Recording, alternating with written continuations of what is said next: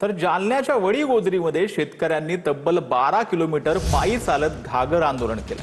पैठणच्या जायकवाडी धरणातून अंबडच्या गल्लाठी मध्यम प्रकल्पामध्ये पाणी उपलब्ध करून देण्याची मागणी शेतकऱ्यांनी केली आहे। शेतकऱ्यांनी डाव्या कालव्यातून घागर भरून घेत गल्लाठी मध्यम प्रकल्पामध्ये टाकलं।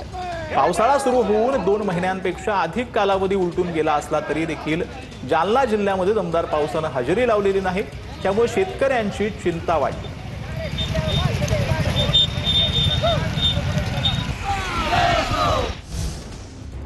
तर सोलापूरच्या माढ्यातील श्री संत कुरुमदास साखर कारखान्याविरोधात स्वाभिमानी शेतकरी संघटनेनं आंदोलन केलेलं आहे। थकीत ऊस बिल देण्याच्या मागणीसाठी स्वाभिमानीनं तिरडी मोर्चा काढला। थकीत ऊसाचं बिल देण्याची शेतकऱ्यांनी मागणी केलेली आहे। कारखाना प्रशासनाविरोधात 4 तास हे आंदोलन करण्यात आलं।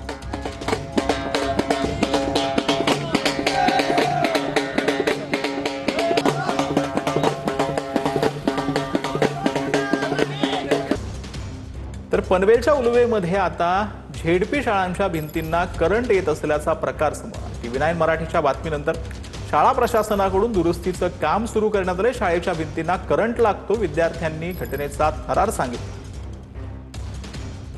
बामणडोंगरी या जिल्हा परिषद शाळेमध्ये कालपासून आपण पाहतोय की या ठिकाणी करंट लागत होता, असा जो व्हिडिओ सध्या सोशल मीडियावरती व्हायरल झाला होता। आणि मात्र या शाळेतील विद्यार्थ्यांच्या एका पालकाने हा व्हिडिओ तो सध्या व्हायरल केला होता। आपल्यासोबत हे चिमुकले आहेत, आपण पाहू शकतो की या चिमुकल्या देखील या जिल्हा परिषद शाळेमध्ये आहेत। ह्यांच्यावर आपण नेमकं जाणून घेणार आहोत। नेमकं काय घटना घडली, करंट लागला कोणाला? आमच्या वर्गांना लागलेला। कोणाला लागला? किती विद्यार्थी या शाळेमध्ये आहेत?